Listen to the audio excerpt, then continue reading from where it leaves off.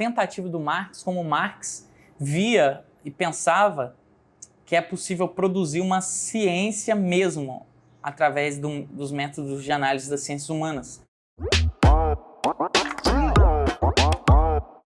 Nos deram uma perspectiva muito flexível da pesquisa científica. Não que ela não deve ser flexível, mas em que se relativizava tudo, os dados, as metodologias, os conhecimentos, os saberes. Isso me incomodava profundamente, porque em paralelo a isso eu via vídeos no YouTube, era um entusiasta de ver vídeos sobre ateísmo, biologia, astronomia, principalmente as ciências da natureza.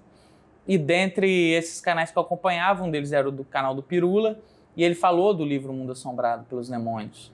E aí eu me interessei no livro, eu já havia lido o livro quando eu fui para lá, e eu queria juntar, eu queria conectar. Eu falei, cara, eu queria fazer um teatro científico. Eu pensava, né? Aí eu queria fazer tipo a biografia do Nikola Tesla. E aí eu achei, junto com esse grupo, aquele teatro que eles faziam, e eu descobri que isso era teatro documentário. Eu vou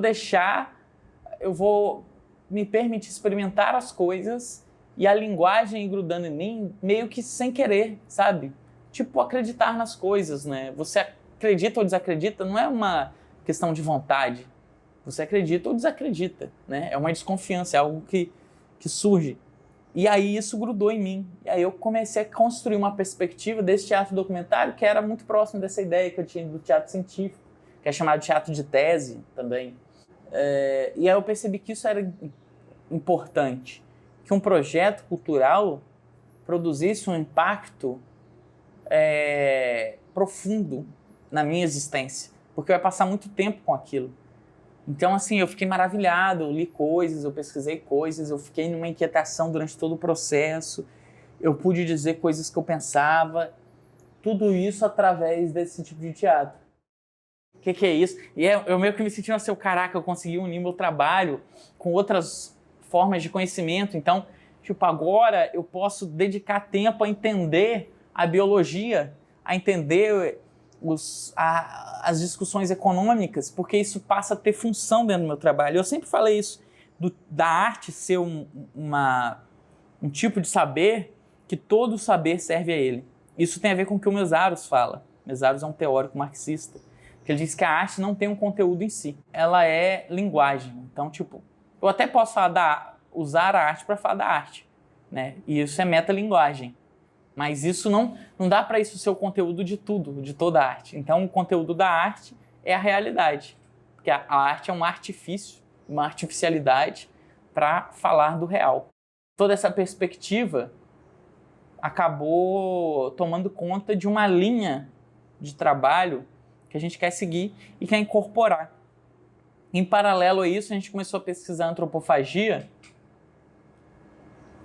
e foi por conta de uma inquietação com uma visão eurocêntrica que nos preocupa, que eu tinha, porque eu não conseguia comprar o discurso do decolonialismo pós-moderno ou pós-estruturalista. E aí eu fui lá em 1929, quando saiu o Manifesto Antropófago, e li aquilo, e eu li o texto inteiro, eu achei maravilhoso. E eu já estava ouvindo Chico Science antes, Nação Zumbi, e ali eu percebi como ele misturava a brasilidade sem perder a profundidade do discurso. E aí eu lendo sobre antropofagia, meu Deus, é isso aqui, cara. Eu já havia lido O Rei da Vela, mas não tinha conectado as coisas. Eu falei, esse é o pensamento decolonial mais sofisticado que a gente tem, que é você comer a outra cultura. Acho que o Chico Science, inclusive, foi uma inspiração para poder estar buscando isso. Então aí a gente passa a querer fazer um teatro que ele tem uma base na episteme, né, no saber sistematizado, na ciência, sejam elas ciências humanas ou ciências da natureza, exatas, enfim, mas que busca o conhecimento erudito, mas que também quer, e isso é uma necessidade, essa mistura não só com a linguagem e a estética atual, porque eu acho que isso a gente faz sem querer. Por exemplo, as nossas peças meio que geralmente têm um ritmo muito acelerado, principalmente as pessoas mais velhas falam, muito acelerado. e geralmente as pessoas vão à cidade e acham normal. Por quê? Porque nós já temos uma sensibilidade mais acelerada, né? Mas aí surge a ideia de buscar a brasilidade na obra, buscar os signos brasileiros com mais intensidade ainda que na menina que queria ser estrela, né? E aí o caranguejo passa a ser um animal que eu pelo menos passo a ter muito apreço por conta do Chico Science, o jabuti por conta do próprio Oswald, os tubarões passam a ser metáfora para esses adversários que a gente tem por conta do Brecht. E isso sempre esteve na nossa trajetória, mas agora está com muito mais clareza, essa arte que ela é parte da educação, como diz o próprio Brecht. Brecht diz que a arte tem que ser parte da educação, né?